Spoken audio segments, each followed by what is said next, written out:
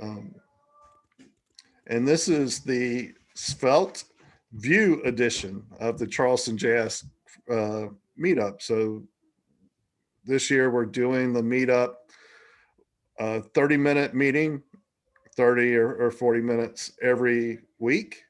And I think we kicked it off with kind of Node a few weeks ago. Then we did React.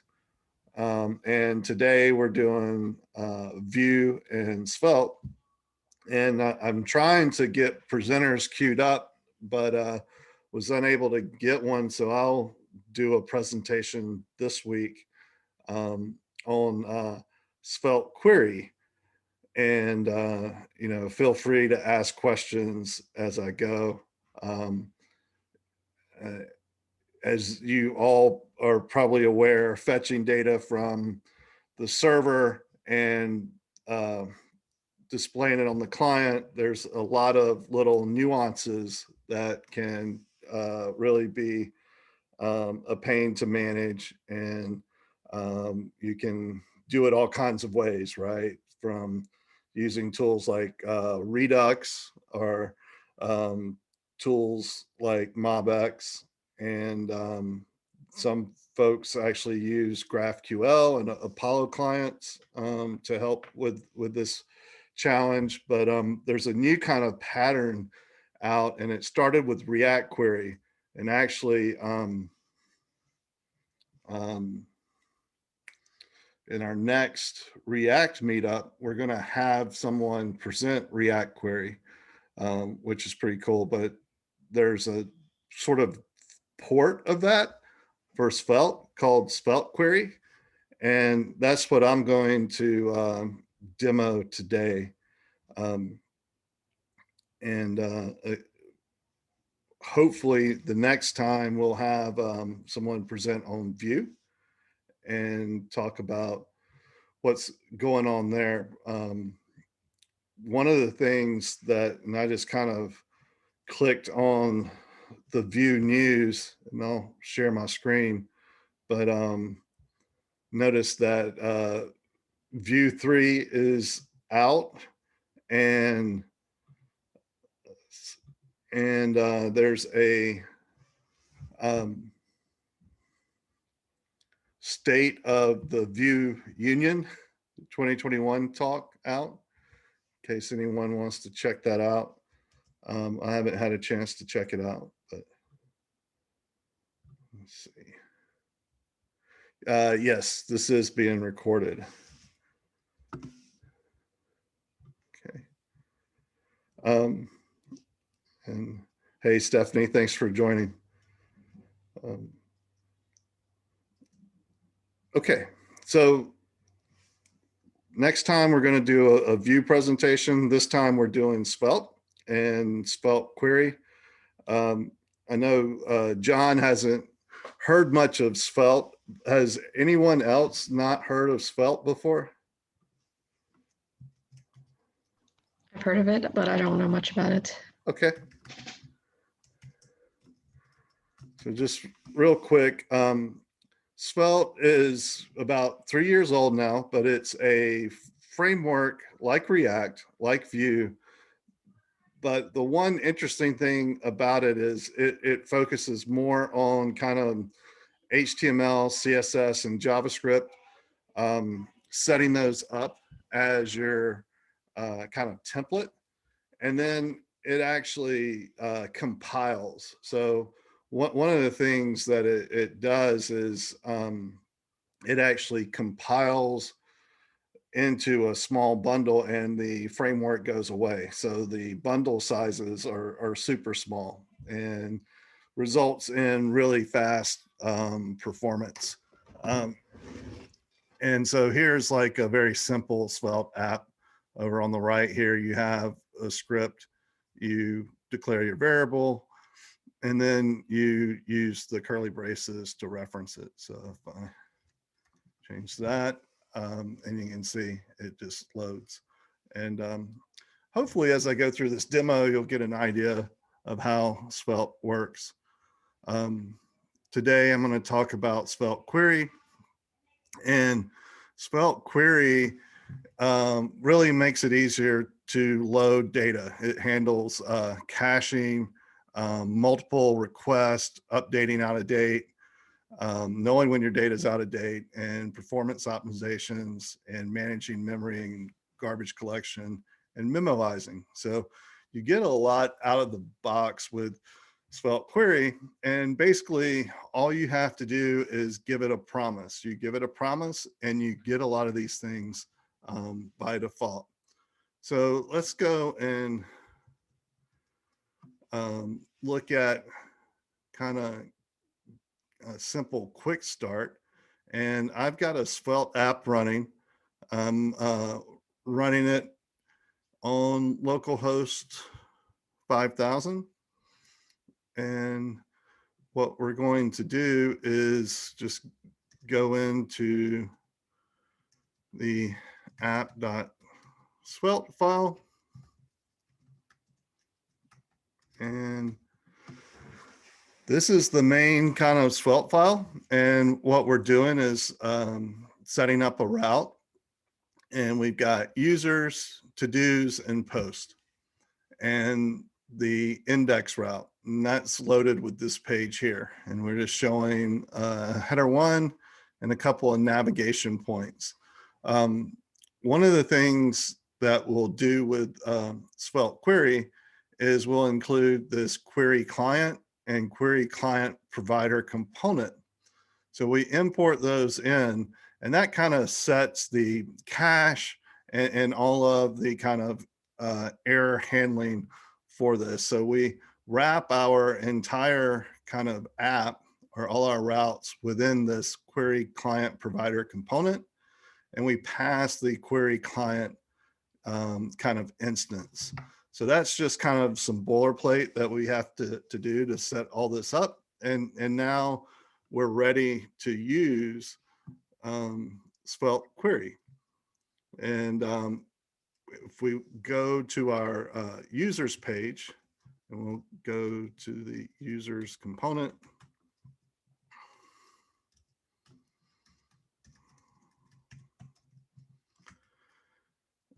And this is where we're actually making the fetch call. So we're making this fetch call in here, and we pull in use query. And use query is a hook.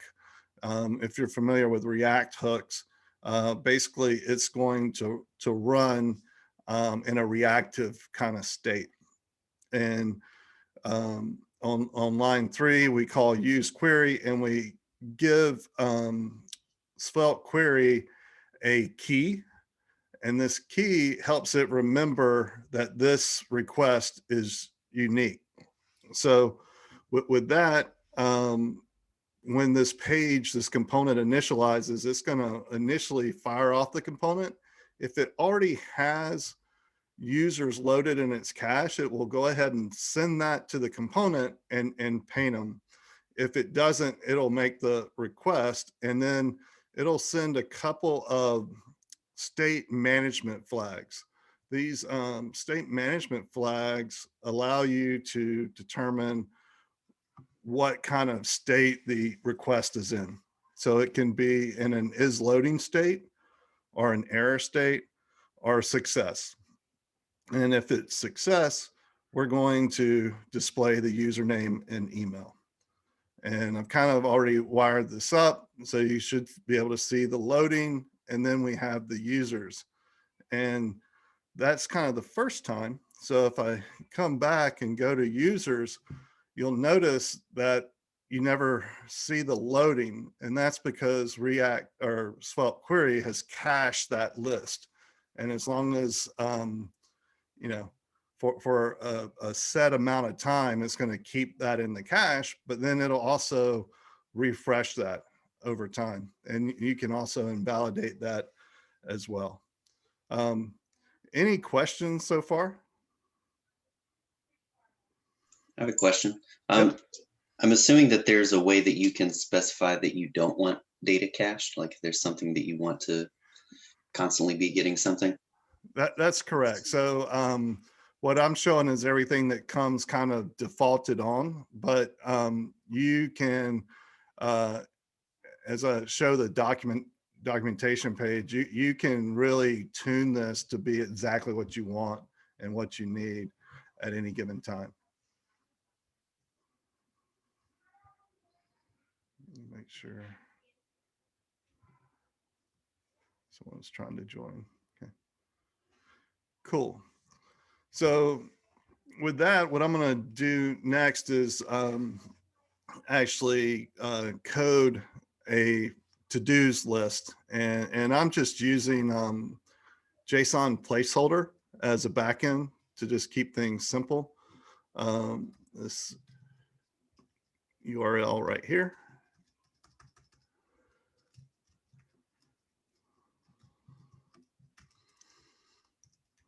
So we'll go into to-dos, and I've just got some stuff kind of specced out here. And what we want to do is get a list of to-dos so we can import use query from Svelte stack Svelte-Query, and let's set our URL equal to JSON placeholder.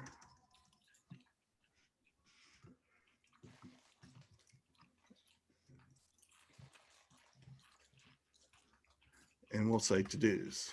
Right? And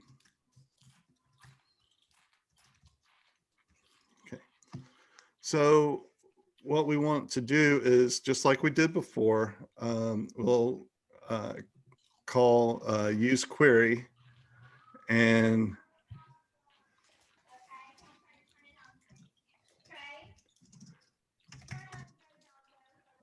set it to query result. So use query, and we'll just give it a key of to-dos, and then we pass it a promise. So at this point, it can be any promise, and we'll use fetch and call our URL, and then we'll just convert that to JSON. Okay. And that's our query result. And to paint it, we just use an each directive in Svelte, and it actually puts it in a store. So we reference the query result by using the $sign to let it know that we're pulling from a store. And once it's successful, it'll come back as a data property. So we can just say as to do, and then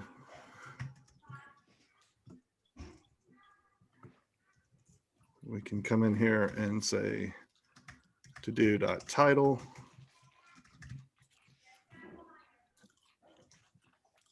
And we can say to do.completed. And let's see, did everything right. I think I forgot to close that.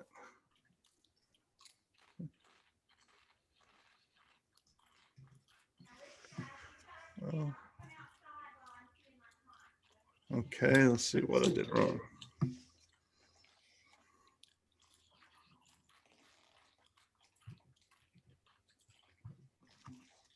Query result, data.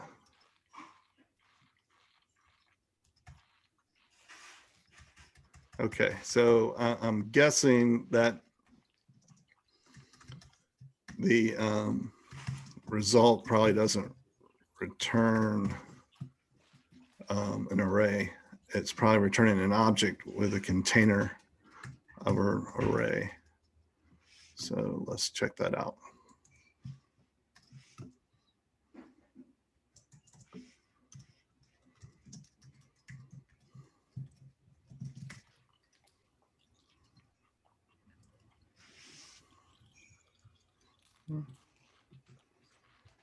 Looks like an array.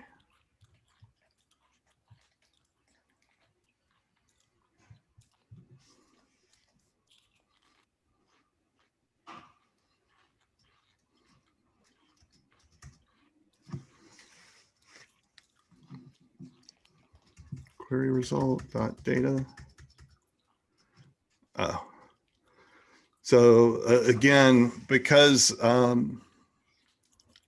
it has these state things, we need to check and see if it's successful. So that's probably what it is the initial one. It's not loaded, so it's not successful. So we'll do query result is success. Just wrap that in an if statement. And I think that should work. Yep. So we've got all of our to-dos. And the only other thing that I wanted to show, there's two really cool things about this that have a lot of value. One is the query component and pagination. And then the other is mutations. So mutations is pretty cool. But let's try mutations. That'll be cool. And again, the mutations kind of wrap around your fetch command or any kind of promise, and then it will manage the error and success, etc. So what we're going to do is we've got this form. We're going to create a mutation. So we'll bring in use mutation. And then we'll create that.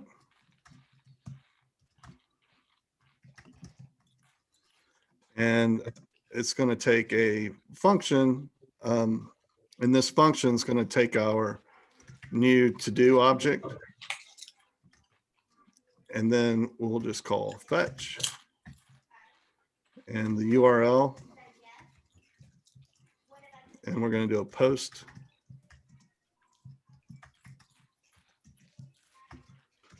And with some headers.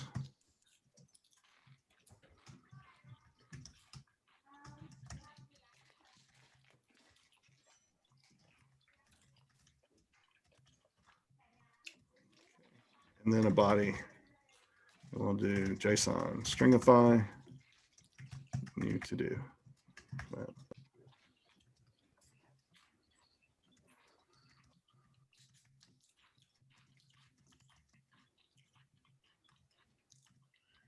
Okay. And that should be our new mutation. Hopefully nothing broke. Cool. Okay, so what we want to do is add some checks on this form down here. So we'll just do if mutation is loading,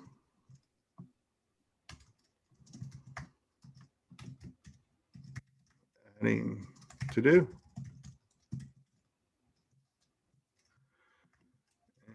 Else if mutation is error.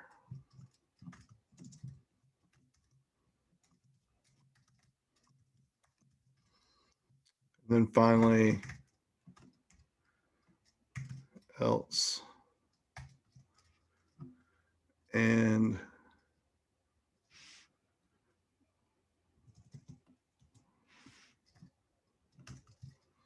we'll end this if, and we'll just do an on submit. And on this submit is going to take an event, and we're just going to call mutation mutate,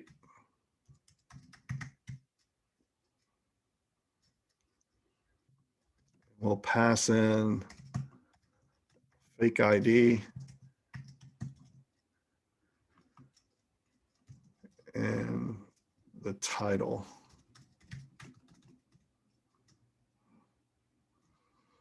So I'm going to do that up here.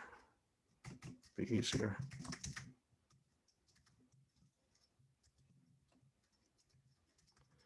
And one cool thing about Svelte is you can just put in these little helpers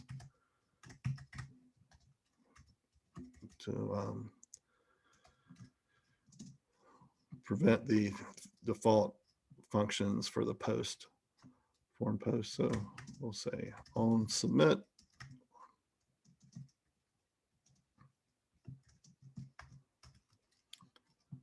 And then let's just go ahead and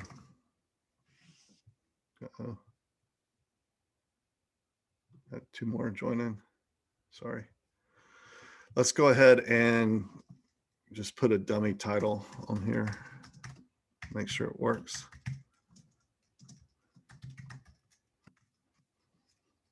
Then we'll call mutation.mutate. We'll put dummy ID and title.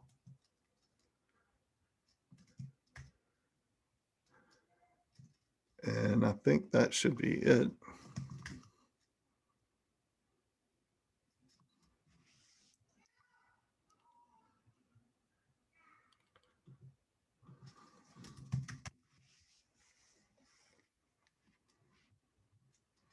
Let's see.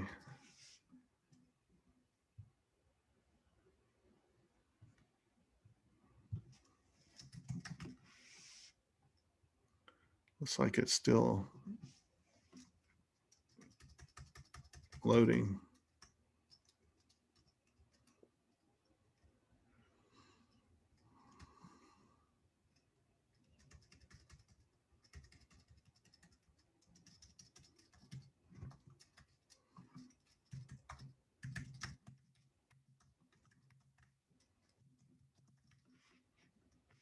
You asked for our help, and we said no. And what's worse, we shamed you for asking. So I'm here to apologize and to tell you that that cruel policy. Cool. All right, so I don't know what I'm doing wrong here, but basically what it should do is send that to do and pop in this adding to do success. Is loading. Maybe that's the problem. I didn't do success. That's the problem.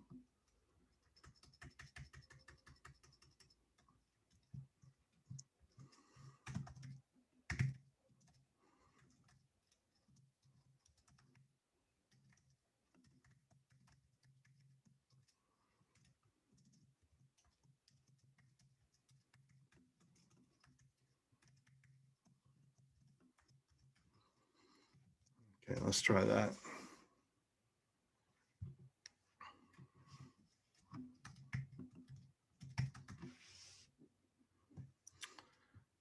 All right. Well, I don't know why that's not working, but before we go, I just want to show you a little bit of the pagination. So I think that's really the coolest part, at least for me, is pagination is it's one of those things that's not a lot of fun on the front end. And Spelt-Query makes it really, really easy, especially with Svelte and its reactivity. So don't have time to kind of type up a demo, but you can kind of see their example here, where you pull in this query component from Svelte-Query, and you basically set your query key and your query function as props, as this option prop. And then whenever you click on previous page or next page, all you're doing is setting an assignment. So you're setting an assignment to a local variable, this page. So if you set it to 1, it's going to automatically fetch page 1. You set it to 2, it'll set it to page 2. And you can do these checks like, is previous data and does the query have more data than increment? Or here you can just subtract. So and then you can disable the button if page equals 0. So basically what happens is this query component creates like a little watcher on this page variable. And then to do pagination, all you're doing is incrementing that page variable from 1 to 2 to 3 to 4, which is really nice. And it handles the loading and handles the error as well in these branching statements. So those were the 3 demos I wanted to show. One, just querying data using a fetch, and then the mutation and the pagination. So with that, any questions? At the beginning, you compared it to another store like Redux or something. Do you have any good general time when I would want to use one versus the other? Yeah, so if you are just focusing on querying data from the server and managing data, and you don't have a lot of business logic in your presentation layer, Svelte-Query is great. So if you keep your presentation layer kind of simple, are focused about the presentation and that, then you want to use this. And the Redux or MobX or context or whatever you want to use for state is a better use case for client side state, where you're dealing with state that's basically only really focused around the client, whether it's keeping the current user in the session, right? That would be a great kind of use case for using something like Redux, is managing that user. You want to show that user on multiple pages through your app and keep track of whether they're logged in or logged out. That's a really great use case. Whereas Spelt-Query is more focused on managing server-side state in your client side. Does that make sense? Yeah, I think so. And really, it's really here to help deal with all of these edge cases that you will end up having to code yourself. Even if you're using something like Redux or MobX, you would have to code all these things as they come up. And so React Query really saves you from having to do all of that work, so that you can, cancel queries. You can do optimistic updates, scroll restoration. There's just a ton of little things that each one of them is not super hard, but to do them and maintain them all together can be quite a challenge on a large application. Makes sense.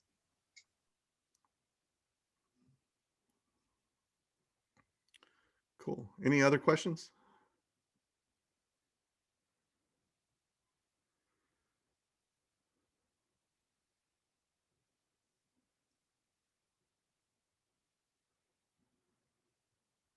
Awesome. Well, I will work on the GitHub repo and attach this to the video. So if anyone wants to play around with this, and also put a post together that kind of walks through some of the steps, if you want to play around with Spelt-Query. It really is a huge time saver. There's also React Query, and just you're more interested in this, in a couple of weeks, Scott Sandman will do a presentation on React Query and show you how this might work in React. And again,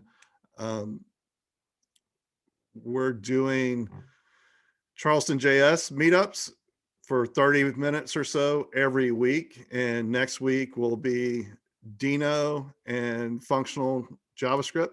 And I think I have a pretty good presentation for that. And then we'll do Node, then React, and then Svelte, and then Dino. So we'll just keep rotating them. If you're interested in presenting in any of those meetups, just let me know, and we'll be happy. And it doesn't have to be specific. So if you have like a tool that developers of Node or Dino or React would be interested in, and you want to showcase that, Ted from GitHub may have some new tools that developers might be interested in. We would love to have, I can think about something. yeah, love to have you talk about it. So, and that's really all I had. Is there any comments or questions or shout outs to the group?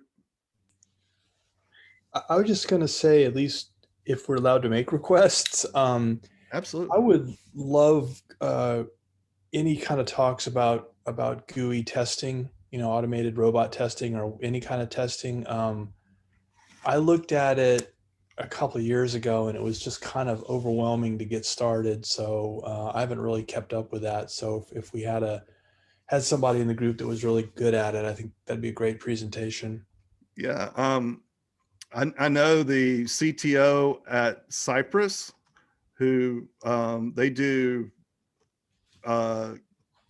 web automation testing. So it's a web driver, and it will drive your browser, and you kind of just say, go to this page, click this button, enter this text, and it'll do all of that in the background for you. Would that be in that camp? Yeah, that would be great. Okay. Definitely.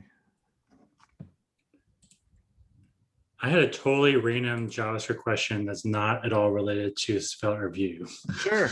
Shoot. Okay. So periodically I have strange ideas about things I put in my personal backlog of like things to hack on. And so this is one of them.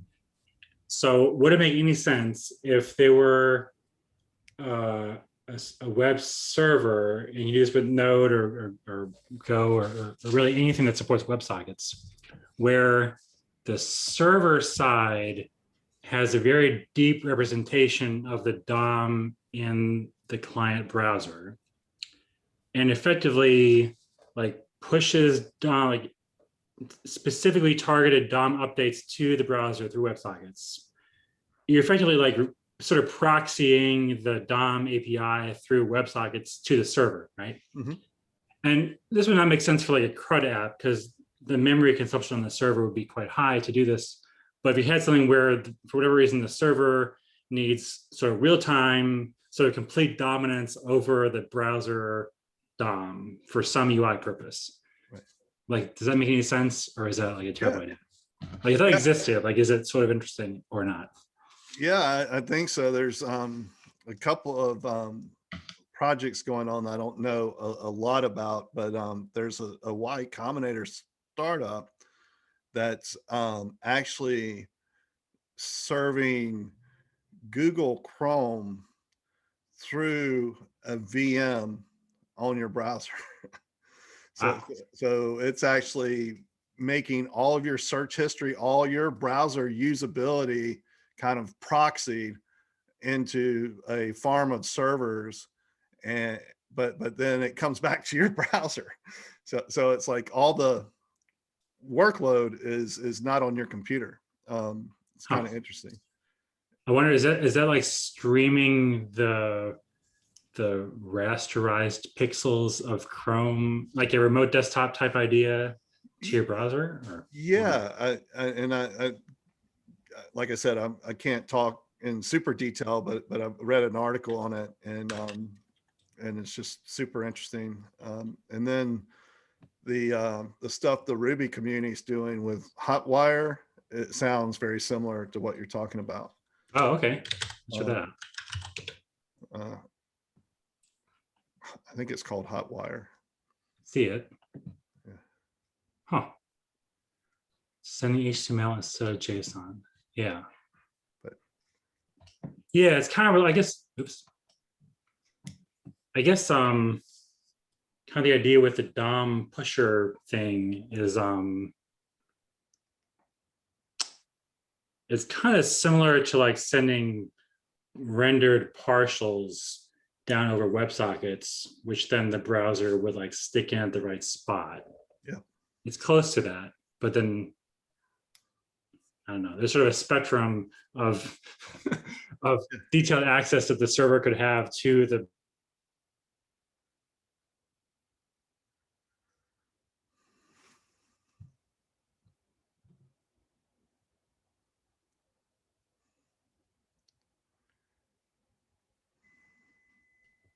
sorry, my connection, it's not great.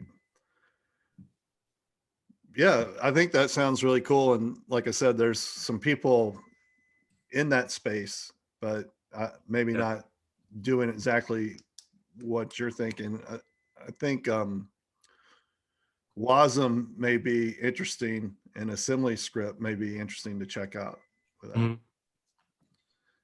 Even though it can't write to the DOM, it might be like a hot client. And then one, I think, interesting thing with Svelte is it renders really well on the server because it essentially converts everything to a string. Whereas like React is everything is JavaScript objects. So you would have to, you know, kind of compile those with a JavaScript compiler. But yeah. Nice. Any other questions or comments or project ideas?